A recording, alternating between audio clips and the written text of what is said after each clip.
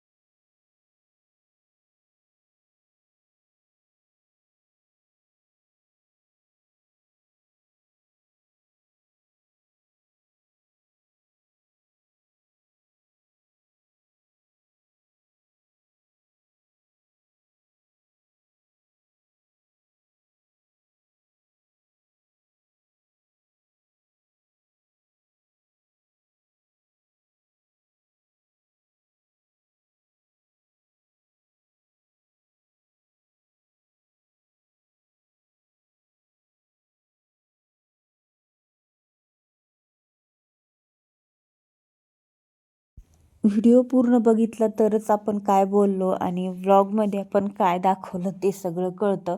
तर चला, हेच ब्लाऊज माझं कटिंग झालेलं होतं, व्यवस्थित कटिंग वगैरे झालं की सगळं. त्यानंतर मी सगळे ब्लाऊज कट केले, 2 आणि 3 असे 5 ब्लाऊज कट केले आणि माझे 2 ब्लाऊज स्टिच पण झालेत. आता वाजलेत 5 आणि त्यात मुलं पण आले, थोडासा टाईमपास आणि 2 कस्टमर पण आले, त्यांना पण हँडल केलं थोडंसं आणि मग बाकीचं सगळं कामं मी 2 ब्लाऊज शिवलेत, 2 आणि बाकीचे पण 2 शिवायचे. तर हे बघा, इथे 2 ब्लाऊज शिवलेत मी, हे तर ठेवलेत आता साईडला हुक लावण्यासाठी. आणि अजून आता हे एक घेतलं शिवायला आणि इथं चहा घेतला. आता थोडासा चहा नाही घेत, पण आता एवढ्यात ना थंडीमुळं थोडंसं रोज जसा चहा पिऊशी वाटते, तर म्हटलं थोडासा चहा घ्यावा.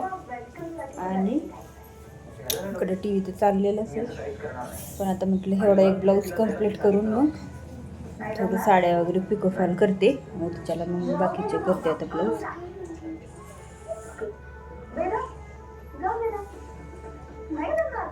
थोडं फ्रेश वाटतं चहा पिलं.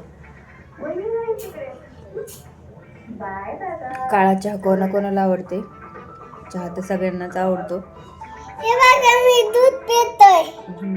आज विषयाची मस्ती दिवसभर, दुपारपासून आलाय तो शाळेतून, त्यावेळेसपासून त्याच बाहेर खेळायचं काम चाललंय. आणि काय खेळतोय तो तर सतत सायकल खेळतोय.